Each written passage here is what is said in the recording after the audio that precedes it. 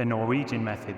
I'm Olav Alexander Boo, peak human performance developer, coach to Christian Blumenfeld and Gustav Iden.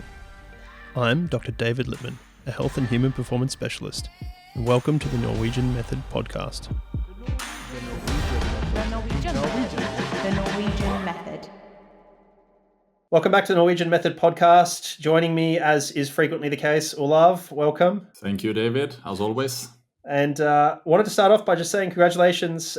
Since we last recorded the podcast, there's been the big announcement. UnoX is now a World Tour cycling team. So congratulations, as in your role in the organization. Yes, thank you. Well, actually, we have been partially a World Tour team already. Our women's team have been a World Tour team, and the big change is really now that also the men actually took the step up from Pro Tour to World Tour. So yeah. Thank you. No, and thank you for the correction. I wasn't aware of that, so that's it's even better news. And I wanted to start off with a question about this because I think it'd be potentially insightful for listeners. What does that change from a preparation, planning, programming standpoint? I mean, from my understanding, it means you now have an obligation to race a certain set of races versus previously where you didn't have that obligation. So that applies a constraint to you and the coaching staff and all the, everyone basically, which is now we have to do these races. And so what does that mean for you or the team or the staff from a preparation and performance standpoint? So one of the biggest changes is that now we have a calendar where we are obliged to race. We can't choose anymore. But that was actually not the case for us even last year, because there's a sweet spot in the calendar, which is actually quite cool. No, not in the calendar. There's actually a sweet spot in the ranking, actually, which is quite cool. And that is that if you are top 3 Pro Tour team, then you can actually select which races you want to do, both in the World Tour and in the Pro Tour, as opposed to when you are a World Tour or, let's say, a lower ranked Pro Tour team. That means you can actually decide to go to Tour de France, you can decide to do the Giro, or you can decide not to do the Giro, for example, or not do the Tour de France, but other races. The benefit of that is that you can adapt then the calendar much more to, let's say, your team's abilities and work a strategy around that. When you're a lower ranked Pro Tour team, then you have the Pro Tour races and you're just hoping for a ticket to the World Tour races. When you are a World Tour team, obviously, again, there's a cap for how many athletes you can have in a team, which is 30 for the men's team and 20 for the women's team. And that means also that when you now have a fixed calendar, or basically with these are the races you have to do, you can't decide not to do the races. Actually, there is a small one. You can't take one World Tour race. You can take away 1 year, but then you have to do that race next year. So the biggest change is really that demands just have gotten even larger, and it's a part of stepping up the game. So it will be a little bit of a let's say tuning into it. But the good thing is that we have a really good team, and where sports directors or DSs and coaches have been working really close down, looking at it both from a training perspective and from a racing perspective to make the best lineups and when to put people or athletes where to get the best out of it. But then again, it's a completely new calendar for the men, and that means also that it's a place where we need to work ourselves into a little bit and theoretically, or at least conceptually from my point of view, you now have a set of constraints, right? You have these races that are required. Now we optimize how we perform based on that constraint, whereas previously it would be almost the other way, which is which races are we going to choose to perform optimally based on our goals and our training goals for the year. So it's almost like a backwards, it's almost flipped on its head. Is that fair to say, or not really? No, not really, because we were never actually a top 2 or now top 3 Pro Tour team. We were just below that, meaning that we actually weren't we couldn't set our own calendar. Well, we could set our own calendar in the Pro Tour, but of course we want to race the World Tour races, and the World Tour races, that's where the uncertainty were for us, because we actually had to apply for the races and hope we got a ticket. And that creates uncertainty in the calendar, because then it's like, okay, do we prepare for this race? How do we build the training leading into those races? But you don't know whether you actually are going to race it or not. So in the Pro Tour, yes, but for the World Tour races, this is a place where unfortunately we couldn't set our own calendar. We were depending on whether we got a ticket. If you're top 3, which some of the teams are this year, then they actually can. They are in a sweet spot where they can say, hey, let's focus all our energy on this race, not this race, and then focus on the points as well, because that's what dictates where you end up on the ranking in the end. And that means that also the changes for us really is that from not knowing our calendar, but doing Pro Tour races, the difference now is that now we know our calendar, which makes it more predictable how we can build it up, which is really good. But also on the other side, it's a completely new arena for on the men's side to how do we then build the best calendar for our athletes to balance victories and wins versus points as well, because we can't forget points still. Yeah, I think we won't go too much into it. This is not a cycling podcast, but the long and the short of it is there's ways to score points that aren't necessarily winning, and there's ways to be strategic around it that'll allow you to stay up in the World Tour, and as a result, not have to worry about then requalifying in 3 years or something like this. So anyway, we won't go into that too much more. We've had many questions come in, so thank you to everybody that's brought questions forward. What I've tried to do is clump them together, so if you get more than one question in one area, is sort of ask questions around that, because obviously people are looking for it.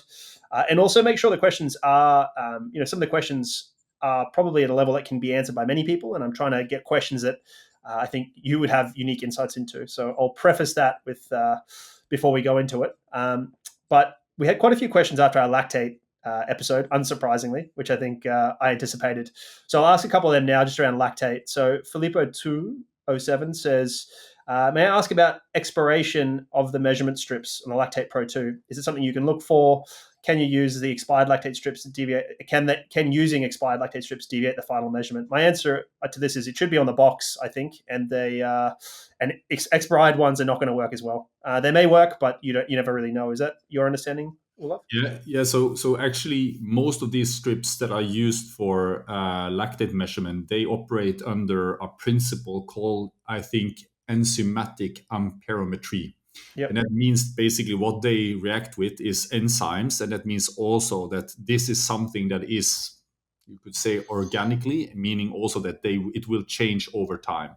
And since it changes over time, it means also that when it then reacts with blood, or basically the enzymes reacting with the lactate, the problem is that you then basically get a different signal, or it becomes let's say a deviation or a change in the signal to what you would expect. So I would say no, you should not use expired strips for anything else than basically practicing, just making measurements, but don't use the numbers, but purely for practicing and maybe comparing.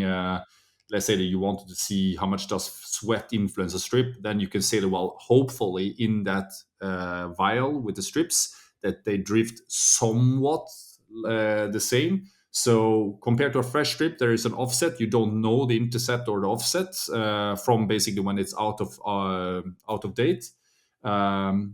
But what you can, for example, do is that let's say you took a blood drop and then you mixed it with a little bit of sweat, and you want to see, okay, I make one first before I mix in sweat, and I do one with sweat inside, just to see a little bit like how does the influence of water if you clean and it's moist still, so it's not completely dry. What does that do to the measurements and so on?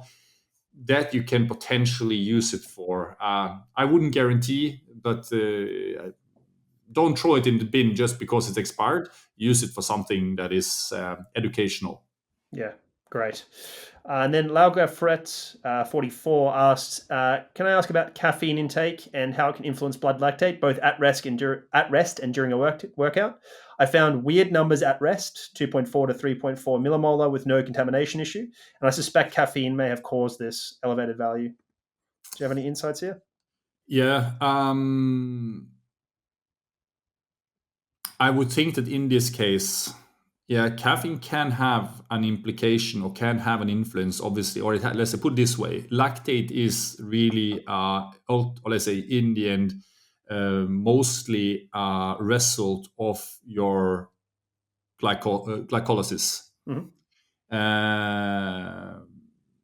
But normally the way that caffeine works is, of course, on the one side, it can act as a diluter, so it will open up a little bit more the blood vessels in the body. It can increase the temperature of your body a little bit as well. But the main thing that happens then is actually that the glycolysis actually is reduced, because it normally influences rather the let's say the aerobe processes in your body.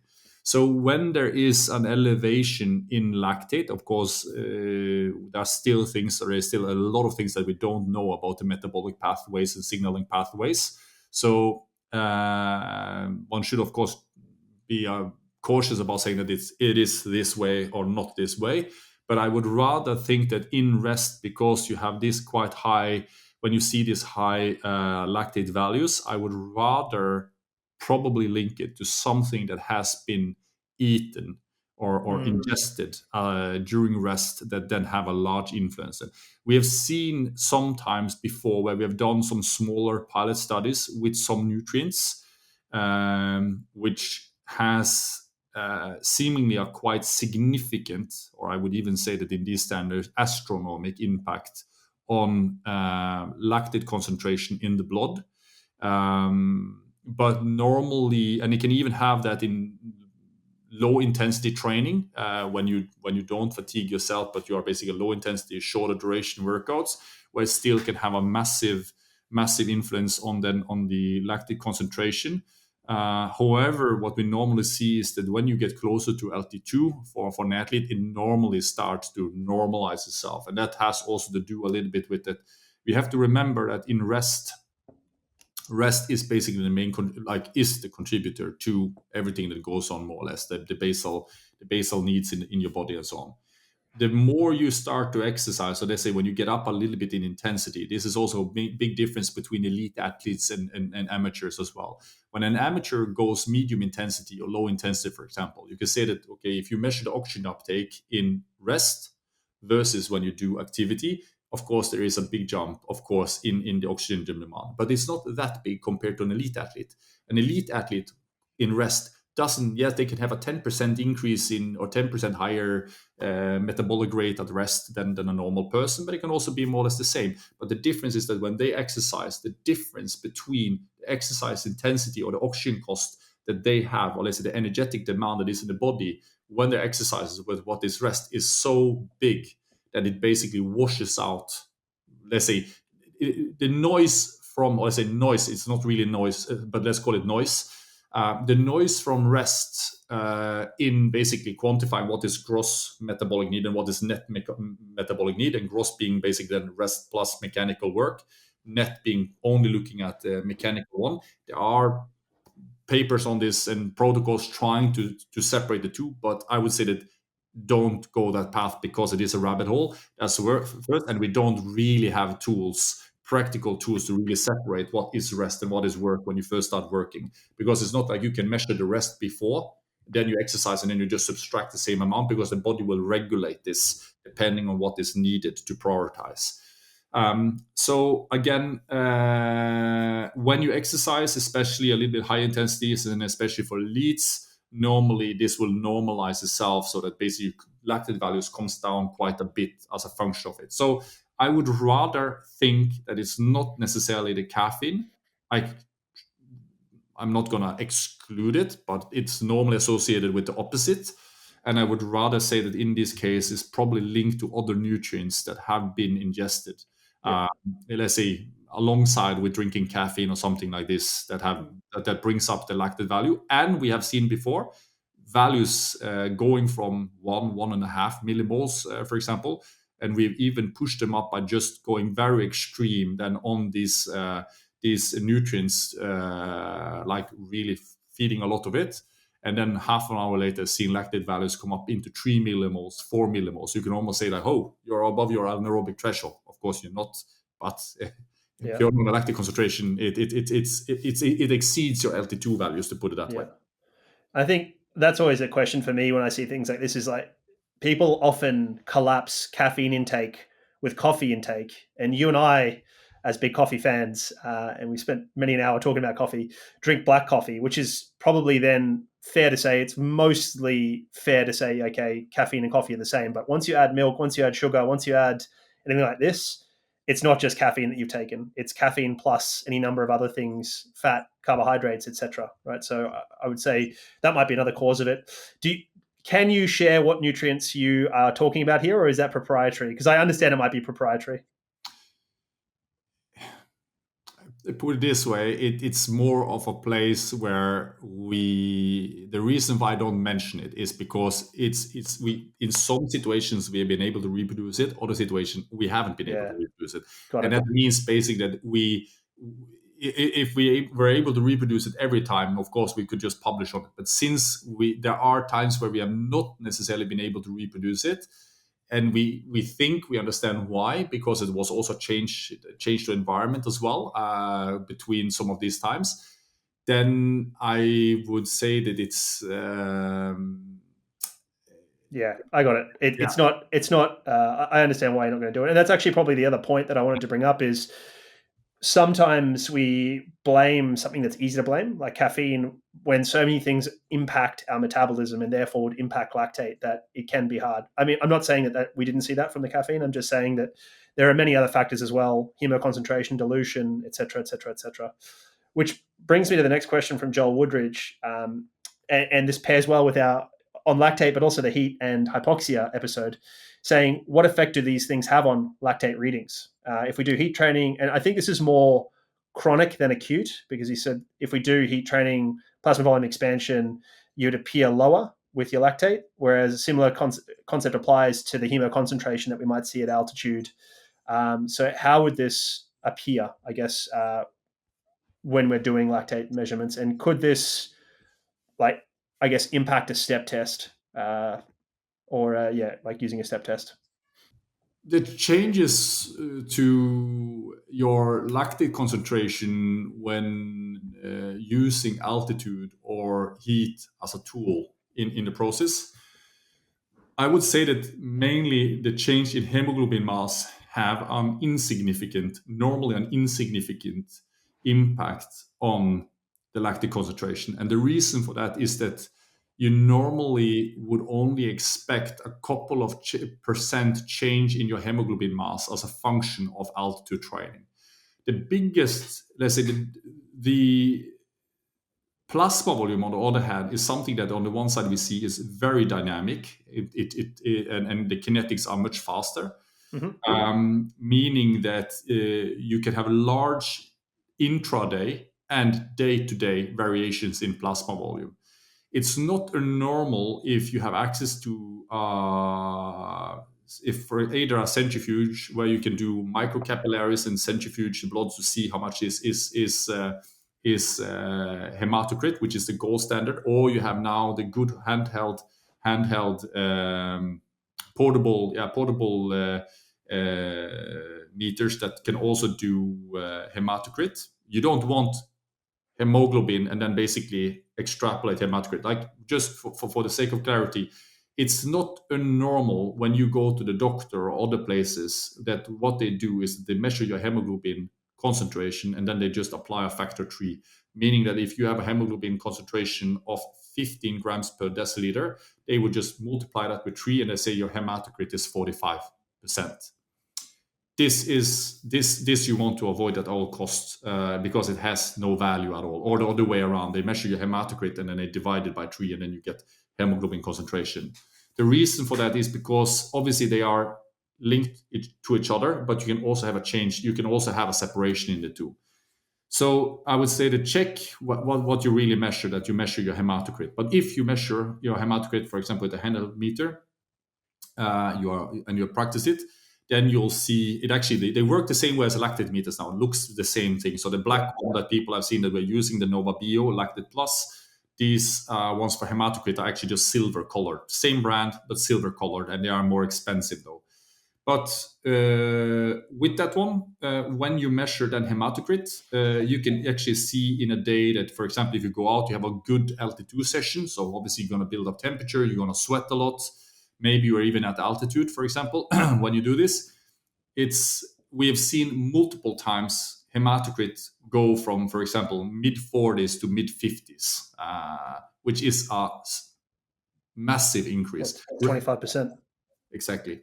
So close to 25%. So, or let's say a little bit less, but yes, it's a massive increase. So that means also that when we measure then lactate, because the lactate is a function of whole blood concentration, and if basically your plasma volume have then be or plasma in the blood have been reduced by 20%, it means also now basically lactate is still going to be the same amount in your blood, but it will represent now a substantially larger portion of that blood drop than what it did before. So yes, heat and altitude have a big impact. Heat, because there you're directly influencing and you're increasing the plasma volume, while at altitude is the opposite. Very often you see there is a reduction in plasma in blood when you're at altitude. Yeah, and so those are, I think the key there is, if you're then going to do a step test, you need to factor those things in rather than be concerned about the outcomes, because it's always relative. Those lactate values are going to be fairly variable anyway. Where you see an LT2, that's why we tend to suggest using inflection methods rather than an ultimate value of 2 or 4 or whatever we see sometimes in the research. So it's more about inflections there, because you need to understand the kinematics more than the actual numbers. Exactly. Yeah, perfect. All right, so on to the next one. A question from Jonah here with respect to bicarb and plasmaide and similar types of supplements. And he's asking, do you suggest they be used in a periodized fashion? And where would you use them, say, within a microcycle and maybe within a macrocycle, if at all? So think again of plasmaide or bicarb, the bicarb system from Maurten as tools, rather than something that you just without purpose or goal put into your program. Meaning that when you use, for example, plasmaide, have a thought behind why do you use it now. So yes, I would periodicize it. The same also with bicarb. I would also have a clear purpose behind why I'm using it. I think further that the benefit of alternating this as well is that you shift stress a little bit on the body when you use this. And I think in the same way we talked about in the altitude heat period or heat podcast as well, is that altitude is not like staying at altitude all year round is good for you. It's the alternation between, or let's say using it or periodizing it, that really is good. And the same goes also with heat. Heat all year round is not necessarily good. It's how you periodize it into your plan that is really good. It is effectively a training tool. In the end, it's something that you use to support the processes in your plan, and thus it should also be periodized accordingly. The Norwegian method. The reason why you want to have a VO2 master, because when athletes or customers comes there and they are doing the training, they're putting in money and hours into improving the fitness, you want to have a device that basically allows you to track their progress, but also measuring the metabolic power as well. And then on top of that, the only way to truly be able to do individualization is also to measure the utilization of the athletes. And there is probably no better device on the market to do that with than, for example, the VO2 master. If you've been thinking about adding VO2 testing to your training facility, you know our viewers get an exclusive one-on-one consultation with their product experts on how to make VO2 Master work for you. Head to vo2master.com/Norwegian-method to book yours today, or follow the link in our show notes. And so you would bring that in during different phases of the year, and would you use that on all sessions or only on sessions that have some intensity, say, above LT1? No, Plasmaide, of course, is different. This is something that is then planned, something you use more or less fixed in a period, like some other ergogenics, like, for example, beta-alanine or other things. But then you have bicarb. Bicarb is something you use more acutely, specific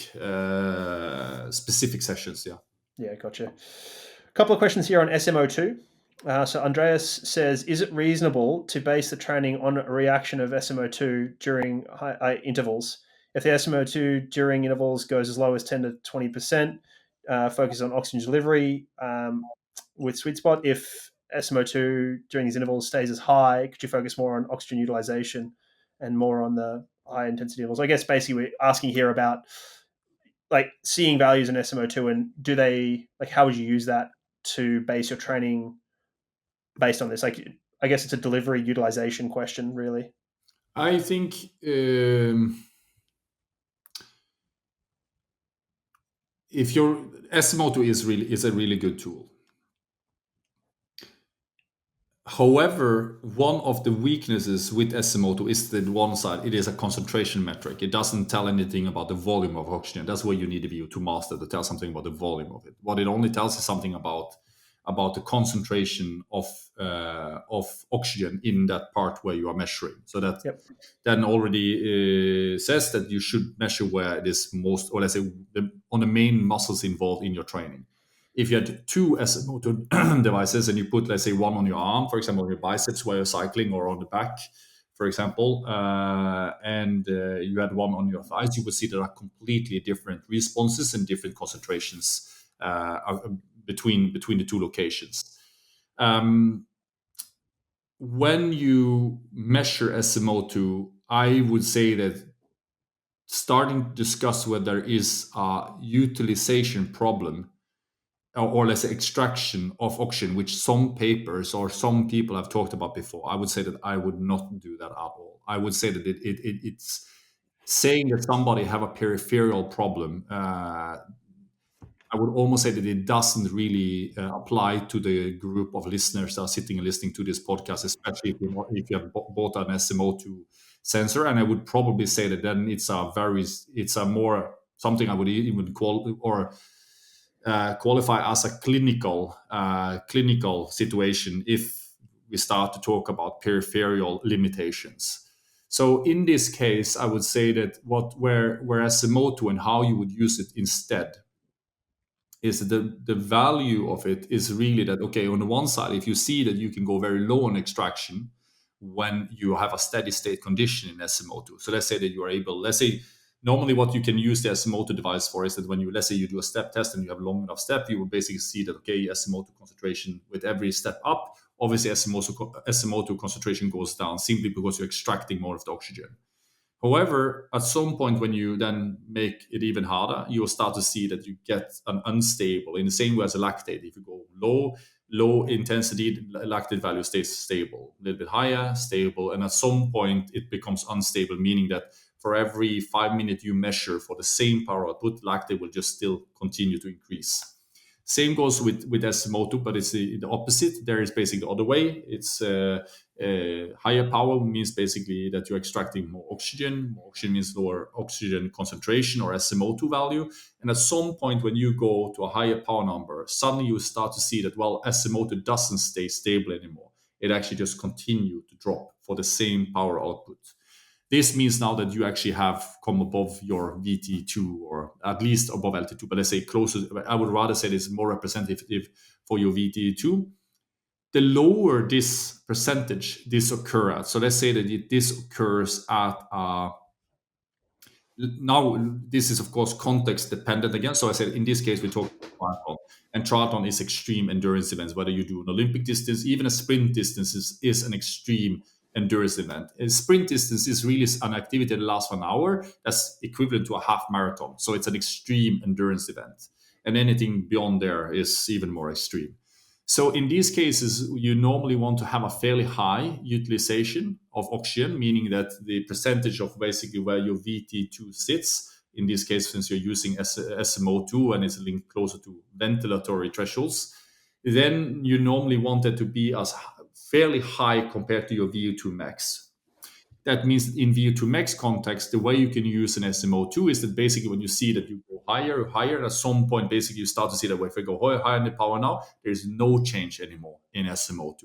Obviously, you will feel it at this point that this is close to your all-out efforts. But basically, let's say that your LT2 or VT2 in this case was 300 watts, and we say that you have a utilization of 75%, and your VO2 max was around 400 watts. Again, we're not going to go into the implications of basically that power at VO2 max is also a rabbit hole, depends on protocol and duration. But for the sake of simplicity, VO2 max 400 watts, VT2 300 watts.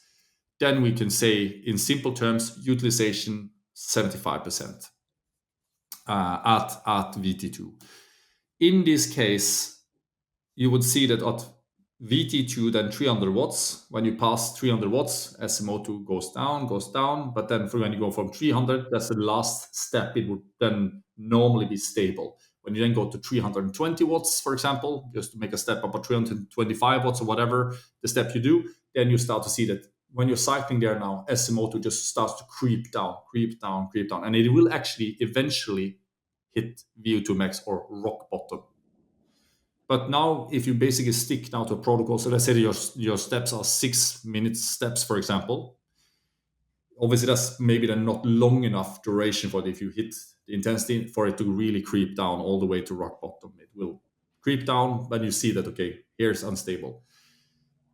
If you then go to 350, it will start to decline even faster, 375 even faster, but then basically when you go to 400, for example, even faster. But let's say you now went to 410, 20, 25, whatever it is there, basically you see no difference anymore. It goes equally fast down, rock bottom, and you're anyway at 400, you reach 2%, let's say 5% oxygenation, something like that. Below 10%, you probably have a little bit more, but if you get around, let's say 5, 6, 7% or something like this, or even lower, you basically say this is close to your VO2 max or around your VO2 max really. So when you then do training, what you really want to do is that if basically the utilization sits around 75%, I would say that that's way too low. You are probably already feeling that you're super good power outputs. You can even be on a track and do really good sessions with high outputs, but you struggle with the longer duration or to keep a steady state output in pace or power for longer duration.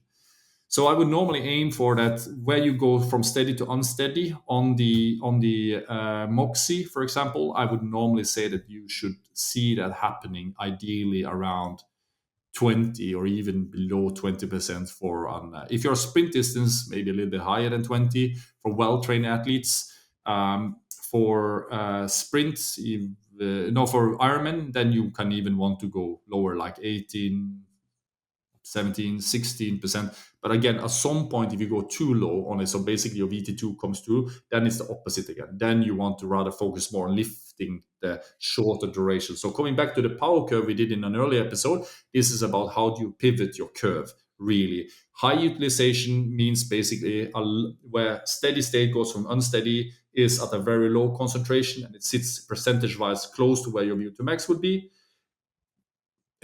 And it's really good for ultras and Ironmans, and it gives a flatter curve. But if there's your steady from steady to unsteady happens at a high percentage of oxygenation, then basically this means more, okay, you are then a shorter duration athlete, typically on even the middle distance in running, you could say 5K or something like that, 3K track and so on, and it's more vertical curve. So to clean it up, just to make sure people get it right, low utilization meaning that SMO2 happens at a high percentage, means basically you have a more vertical curve. High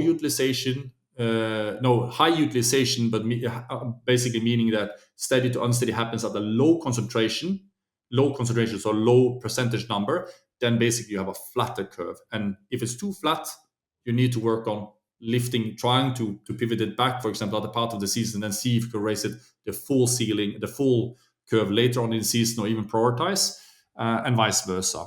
It's the confusing part when you talk about utilization and SMO2 is it's basically you talk about high utilization is a low number, which is it would be nice to say high concentration means a high utilization, but just be mindful about this, that the low concentration where you go from steady state to unsteady means that you basically have a high utilization of oxygen. And means also that you are able to utilize fats as a good source to propel you forward, even at fairly high intensities, power outputs as well. Gotcha. That's super helpful. Even to me, I'm much less experienced with SMO2, so I learned a lot there. Thank you. Alex S has asked some questions about threshold training with Moxie, but I think we've already answered that. What he did ask, though, is when using it for running, is there a way to get consistently reliable data Because it seems to be that the shaking of the leg creates an issue. And given that it's an optical sensor, that makes tons of sense to me. So one of the things that is, for example, with the Moxie is that when you download the app there, or even if you're connected to a computer and you use the browser and you connect it via Bluetooth using the settings window, you can actually change the update rate for the sensor. You can go from 0.5 seconds update or frequency with no smoothing of the data at all, or you can go all the way up to 2 seconds with smoothing. So you have, I think, it's half a second, and then 2 seconds, and then basically you can apply whether you want smoothing or no smoothing. That's one thing that you can look into. So probably then choose, for example, 2 seconds with smoothing if you're struggling with a lot of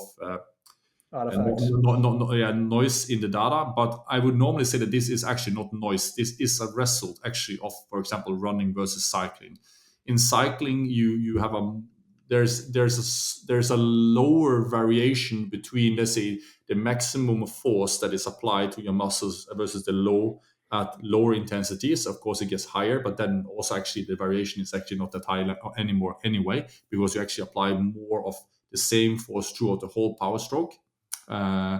While in running, you have an extreme impact, and where you have a lot of loading of your muscle, and then you have a long phase, which is, or relatively speaking, that is completely, or let's say almost completely deloaded from your muscles. And that's why you will normally see a larger fluctuations there, because you tighten, relax your muscles.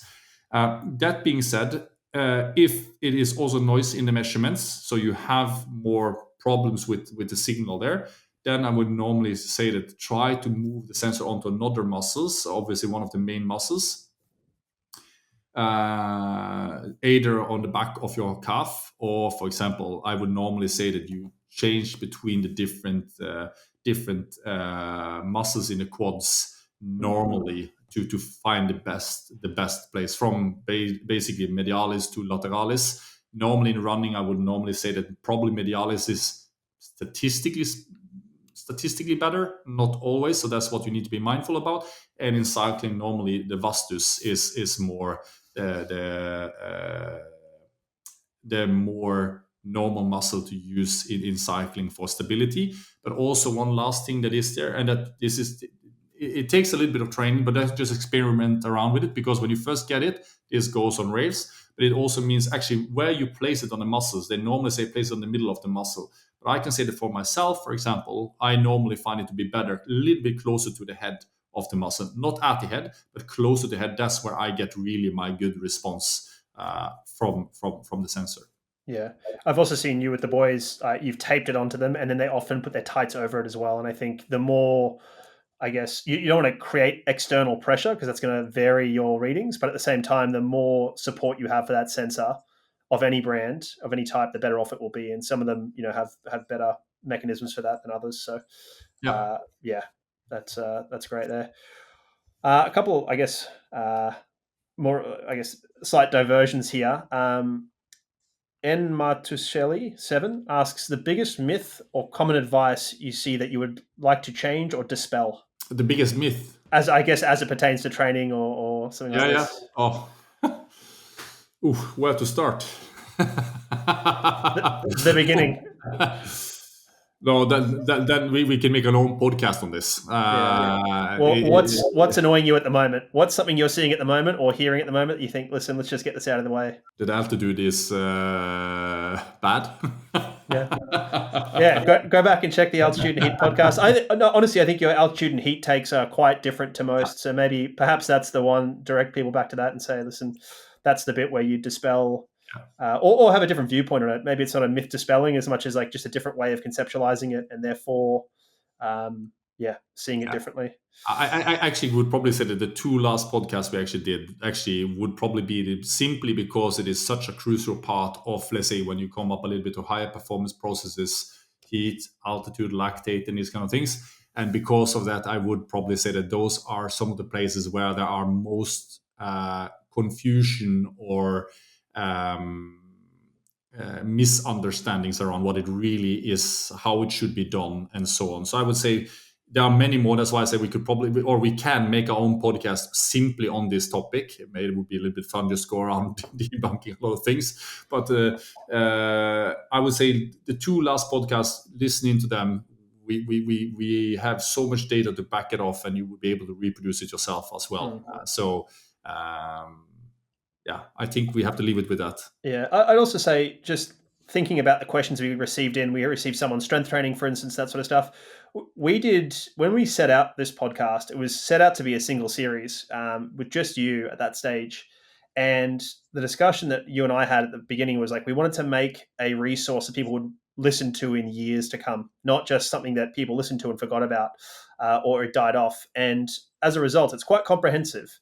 And so almost, I would say 50 to 80% of the questions we get in are something we've answered already. That's not to say that they're bad questions or anything like that. What that's to say is, hey, if you haven't gone back and listened recently and you have some of these questions that we haven't gotten to, maybe there's an answer for you back there. So I would encourage, because we're still getting new listeners, we have new subscribers all the time. I would urge them to go back and listen to series 1, because there is a lot of really good stuff there. I mean, it's all really good stuff, is what I would say. So, and I would even say that in this case, it is really good questions, because it's actually the same questions we have asked ourselves. Yeah, it's the same processes, same questions we have asked ourselves.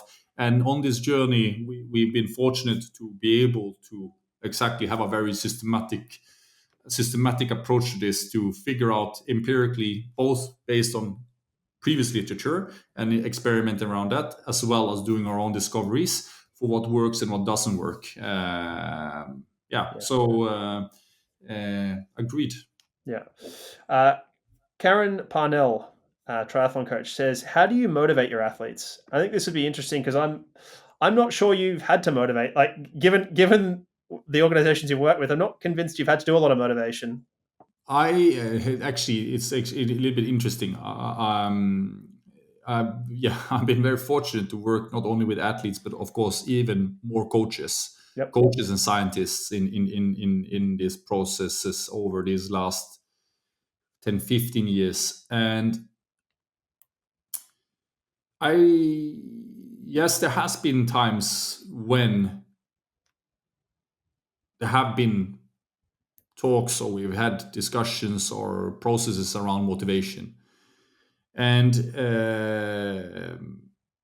but a coach that I work with now, he actually had a very good take on this, and he says that if he have to motivate an athlete, then he also knows that something is wrong, because he will never be able to, like, motivation can't come from the coach. The motivation have to come from the athletes themselves. And it's a super interesting topic.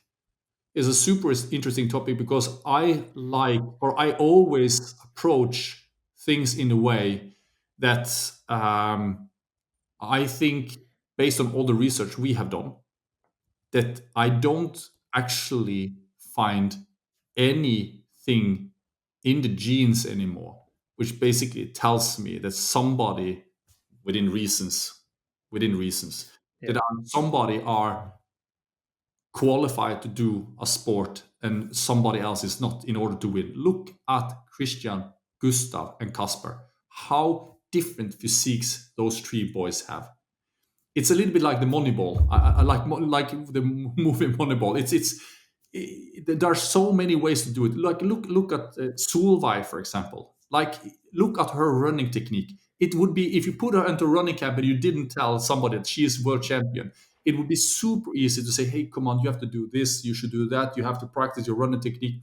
Yeah, maybe she could get better from that, but she is still world champion, and she has a running technique that is something you very quickly, like, focus on. Like, this is a deviation from what you normally see. Still, she is the best athlete in the world in winning the world championship. So it is also, when it comes to it also ties a little bit back to the myths as well. What kind of myths would I like to debunk? It is that somebody is, you have the, like, don't say somebody have the genes to do something and somebody else don't have the genes to do something, because we don't have any evidence really saying that is the case. It is rather something that is a process, obviously a systematic process. That's the most important. Systematically applied process of trial and error over a long time that leads to really the best results. And of course, the more systematic you are and the better you are at asking the right questions or trying to nail down the right questions. And that's a little bit also sometimes difficult. But that is what really sometimes is the only thing that is missing for some people to really accelerate and get really motivated. Because, of course, if you stagnate and you work on something for a long, long time, you feel you have no progress, you have to remember also that still is progress.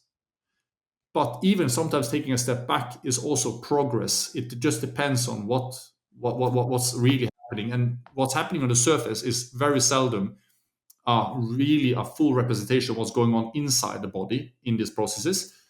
And that's also where you see that with these athletes, some have big lungs, some have good extraction, some have big hearts, some have high heart rate.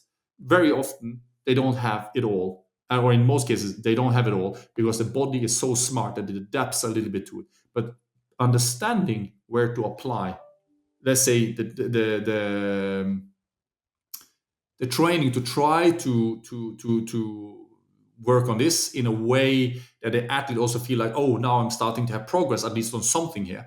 Very often motivation comes down to this, but motivation is also, remember that stagnation is something we all experience throughout life, no matter whether we are coaches, whether we are scientists, or whether we are athletes. We all experience stagnation. But then we also have to remember that those that give up or stop in that process there, they are not going to win. The people that actually understand that everybody goes through this and it's just a matter of how can I actually apply the highest quality even in my sessions when I struggle. That's very often the key to making the next steps. It's a brilliant opportunity to then just, when you're repeating, to evaluate, okay, what did I do? What can I do better? And focus more on what's going on in your body, your feelings. Look at it. What does it look like in terms of data? But motivation, it has to come from the athletes themselves and a wish to excel. And that means sometimes doing things that are not necessarily obvious.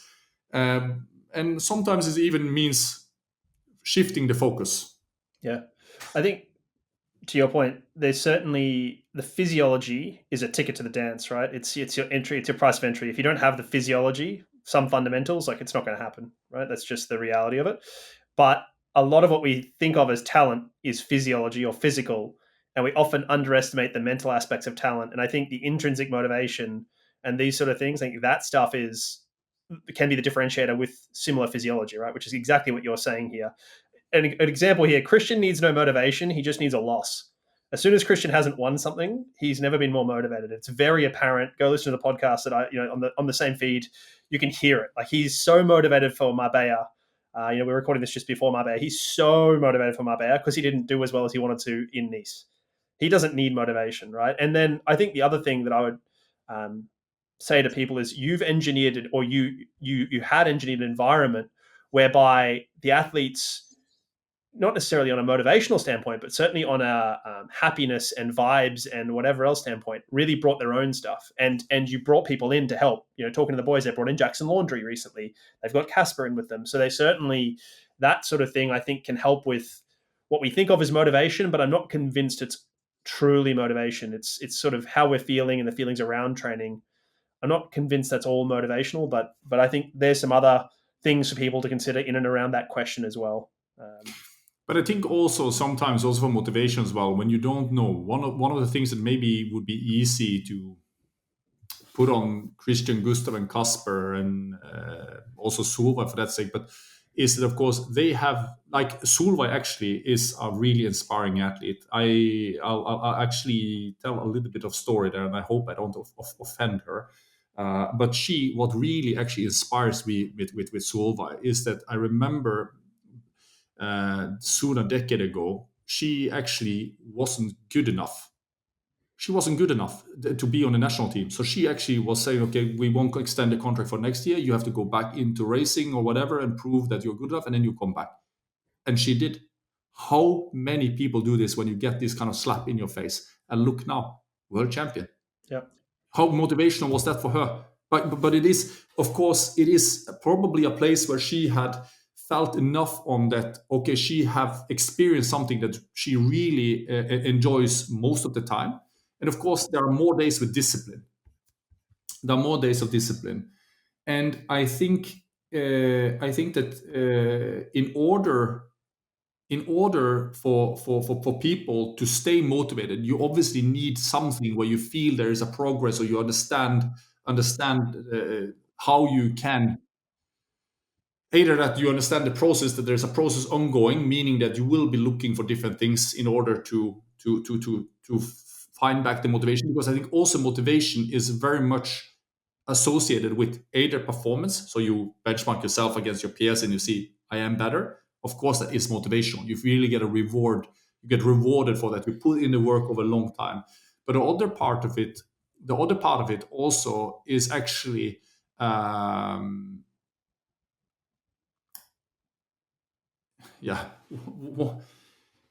it's a motivation. It's a huge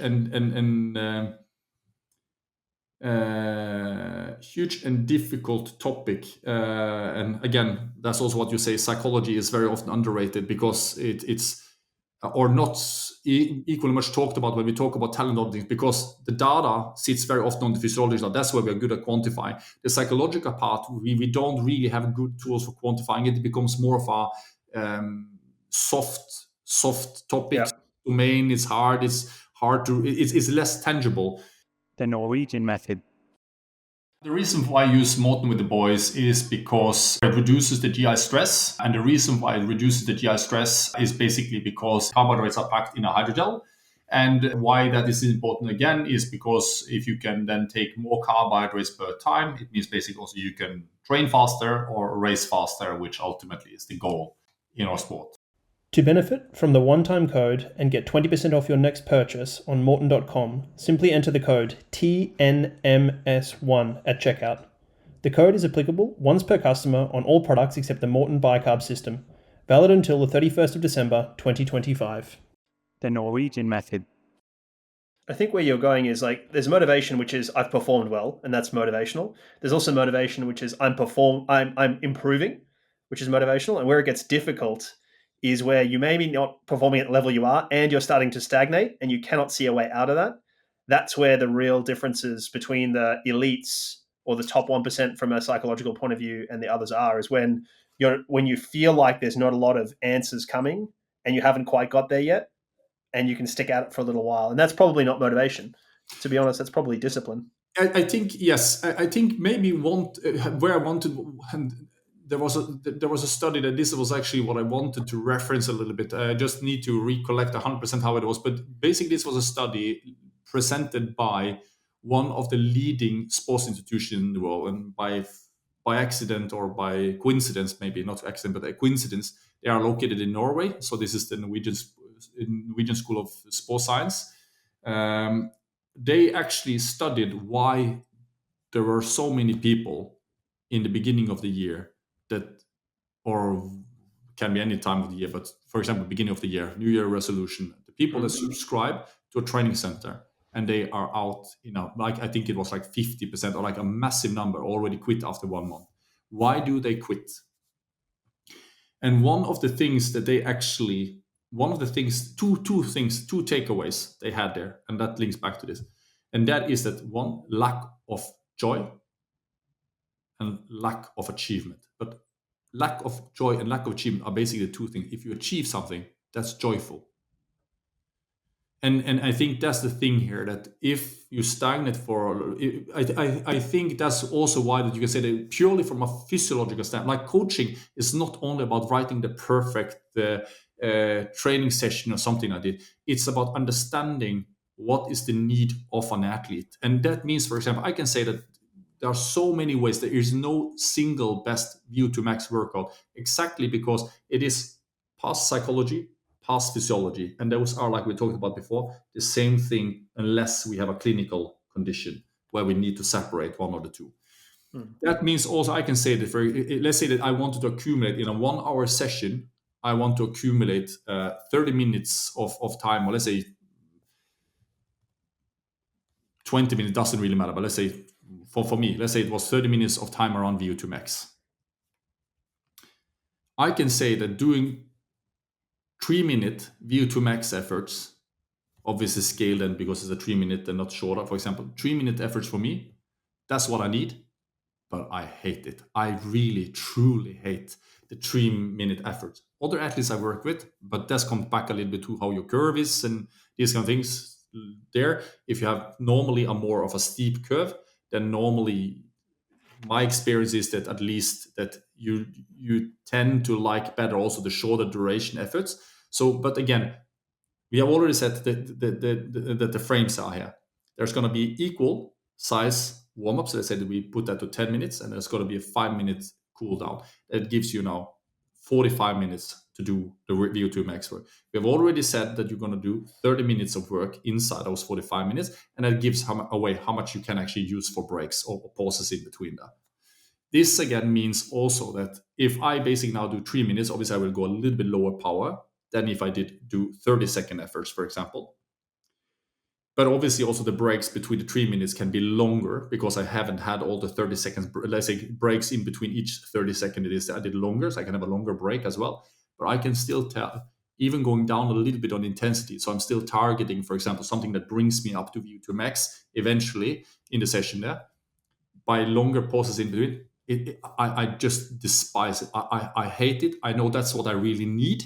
That's what I really need. That's probably why I struggle with it, well, mentally, but also in terms of discomfort. But that's why also I do it sometimes. But if I need a more of a motivational VO2 max workout where I still do the same amount of work, but I actually maybe even, in the same session, but then 30-second intervals for me, fantastic. Then I can just go on. I can even say, oh, wow, this is fantastic. I can even continue to do more afterwards, after the session there. Point is, same accumulated time around VO2 max. One session motivates me, another one does not motivate me at all. And of course, sometimes I have to use motivation and as a currency to discipline myself to do the tough one because that's what I need. But also a lot of the times I also have to put into the bank and do workouts that are very close by the same, gives us somewhat the same stimulus, target around VO2 max, but they are motivational for me. I like them. It's like I look forward even to doing those sessions. So again, let's say, these are the things that are important to understand in these processes, that yes, you might have a program and you like this, but you have to remember that the motivation of an athlete is very also closely linked to quality on the session. So the quality is now, if you just do the 3 minutes because you said this is what you need because you struggle with it, yes. But to have the motivation and to apply necessarily also the mental focus, clarity to my pedal stroke or running technique, whatever I do there, that is so underrated and so important that I also need those as well, because then I can go back and I can scale it up to, let's say, 1 minute intervals, 2 minute intervals, and then 3 minutes intervals, then eventually 5 or 10 or whatever that is needed if that is specific in the end for my intensity. So coming back to motivation, changes sometimes are important in order to excel, but not change and variety for the sake of change and variety, but change and variety in the same way we talk about altitude and heat and all these kind of things. It's tools in the toolbox of a coach. And of course, the more experience you have, the more secure or more confident you will feel in basically juggling around this without compromising the end goal of it. Rather the opposite, you're maybe even better at juggling the tools to get even better result in the end when you do the racing. Yeah, that's great. I had a question here from M&J on Spotify.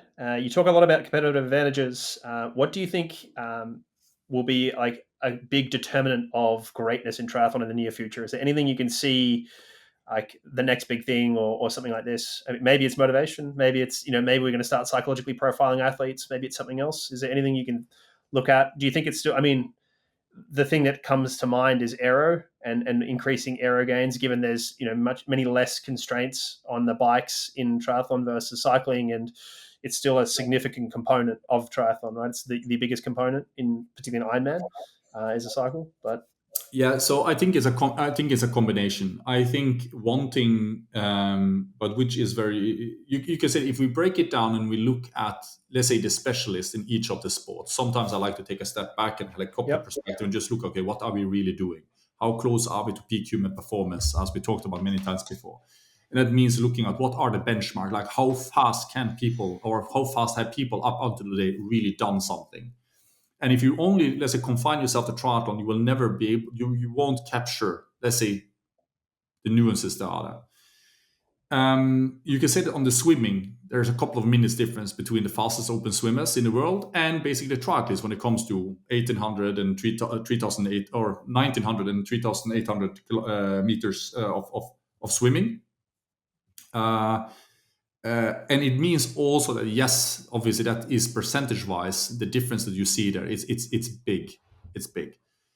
The energy consumption is even bigger between them because efficiency is low, but they're able to because of how, let's say, resistances water is working. You don't see it in the same way in terms of the pace they hold through the water.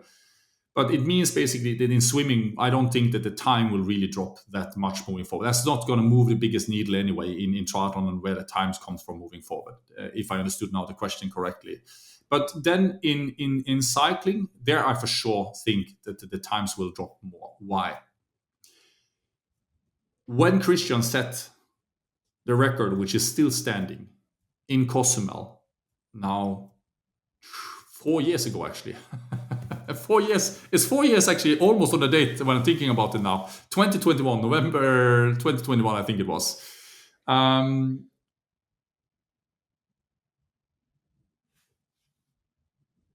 At that time, the aerodynamics of triathletes and cyclists was more or less the same. So if you look at the time triathlists and you look at the time triathlists in cycling, and or the even the ones that goes on for the hour record, and then you look for the same size triathlete that went on in triathlon, the CDA actually between the two were actually not too different.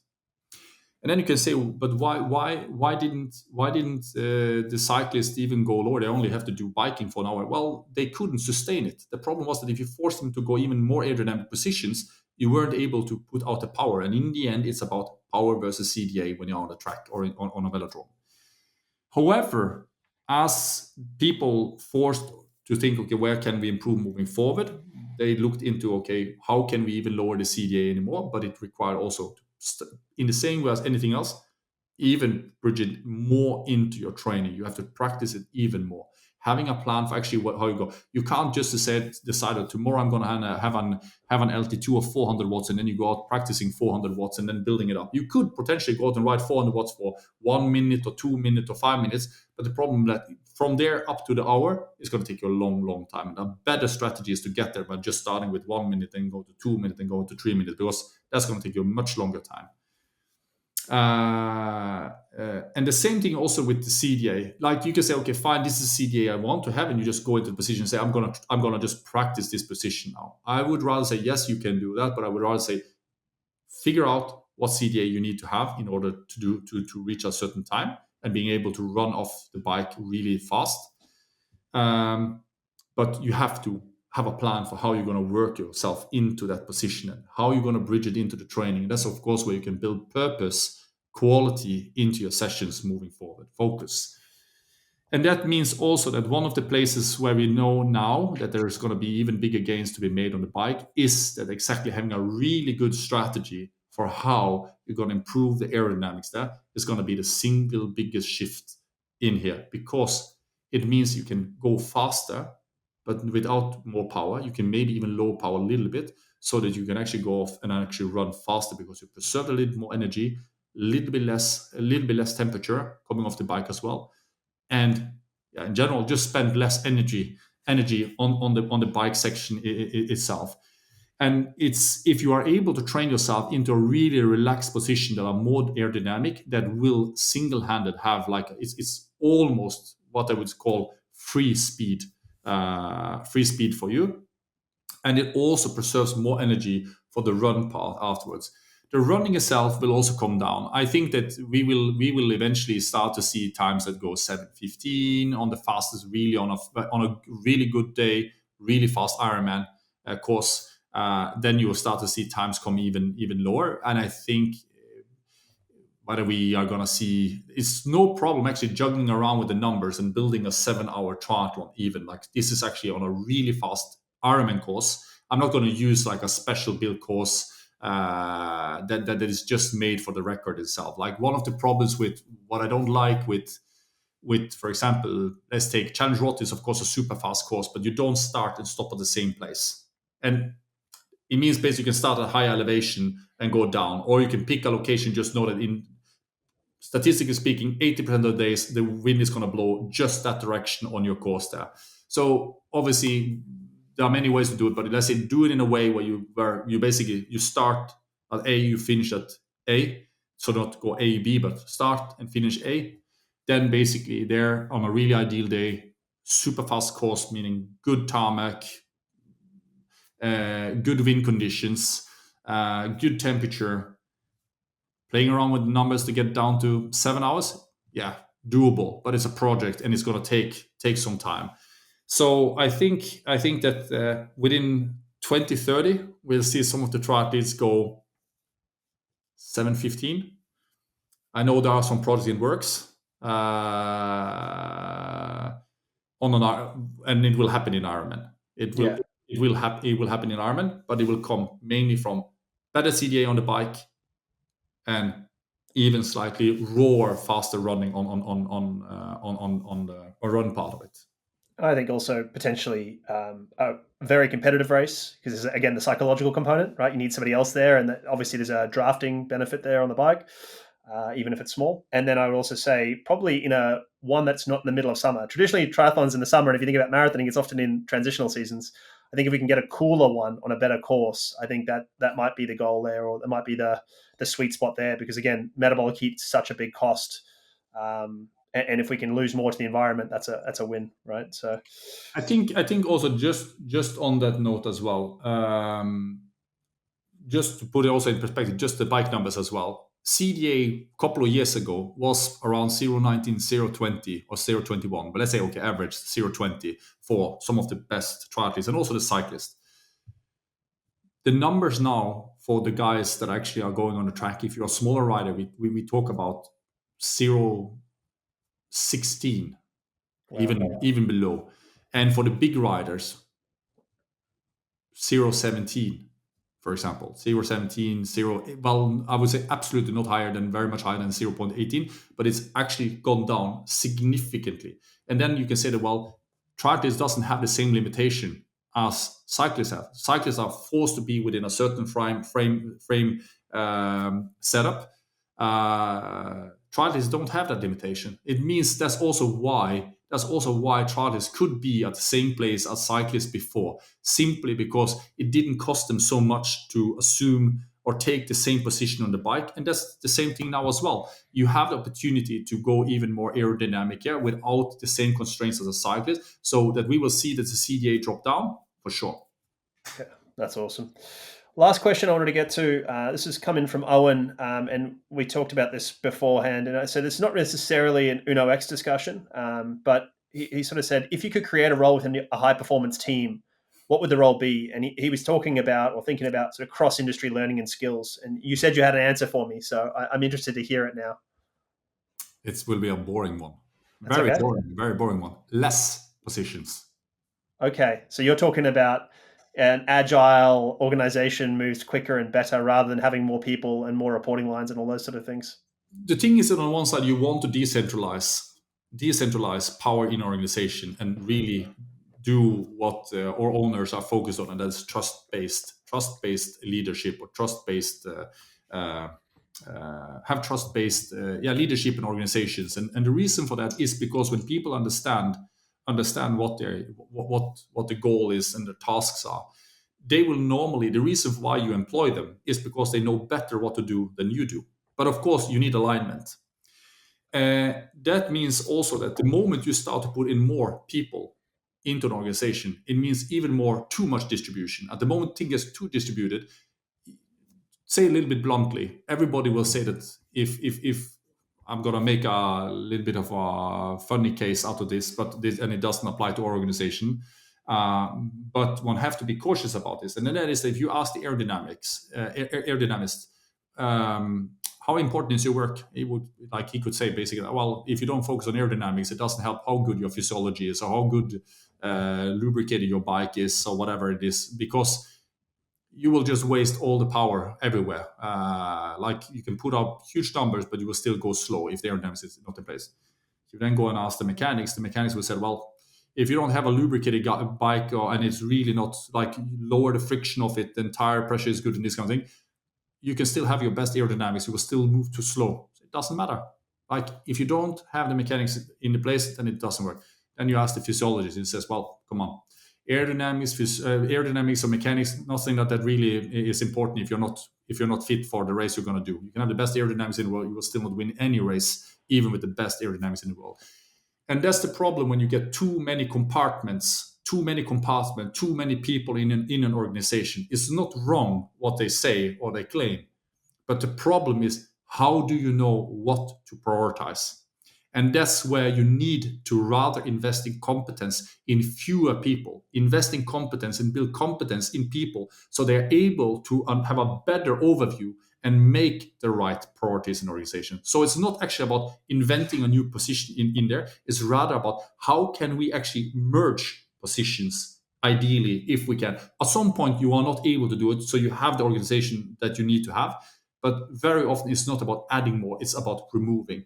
So I can say, for example, ideally in our team, I rather want to have a coach, for example, take on the role of a sports scientist than necessarily have a separate sports scientist doing the work there, because the coach knows all the processes that are around, he analyzes the data, and he knows what to prioritize in there. Because we also have to be mindful about that what we get in from sensors, power meters and heart rate monitors and lactate and whatnot, is a very limited picture of what really is going on in life. And that only can be captured by that one is present and one sees the things that are actually outside that maybe needs a higher priority sometimes than necessarily just the number that comes in from a workout. So simple answer to that is very often that I rather want to invest in the people I have in our organization and building their competence so they can do even more. In the same way that we train our athletes, we train the skills of our athletes so they become better, they can manage more things, so they get better at tactics, they get better at making decisions, they become better at execution or purely the physical part of the workout. You build their competence. And that's a little bit okay. You can see it, 3 boys. They are the bachelors have now become PhDs and managing basically their days and projects and a lot of things I don't know about that. I saw the spider web they did. That thing looks like it was written with the crayon in their left hand. So I'm not sure about the PhDs, but no, your point's well made. Jokes aside, your point is very well made. No, they are like the level of knowledge and competence those guys have now are they are really extreme. Not just guys just doing what is there. They actually understand the processes around it, and that's of course the important part. And that's the same thing here as well. Why wouldn't we invest and train our people, our staff and people in organizations same way? So we have the people we have for a good reason. It's because they're really good, and the best thing we can do is actually also invest in them. So coming back to motivation as well, being able to achieve more and feel that actually you master more, that's a better efficacy. That's motivational, not only for athletes, but it's also for us as support for the athletes as well. So simple answer is I would rather look at what can I rather merge into. So instead of inventing a new position, rather if I find something that's really brilliant, can I actually see if somebody internally in the organization, we can invest in that person to do that task instead, because it gives better decisions. More of that diamond shape. I can see you've gone through, and I'm sure there's a career progression to this as well, right? As we go from young to more experienced coaches, we sort of add more, and then eventually the more experienced coaches add less again. Yes. So Yes, exactly. or start paring away at it. Yeah. It's very Bruce Lee, right? It's not about it's about paring away at the inessential. So I think that's a great note to end on, Olav. We really appreciate your time this season and in general. And best of luck with Uno X next year. I'm sure many listeners will be watching very closely. I know I will. And for the listeners, thank you very much for listening as always. Please do share the podcast with people. There's a lot here for everybody. If you haven't subscribed yet, we'd appreciate that. And of course, if you haven't rated us yet, please do so on there. Thank you, Olav. Thank you, David.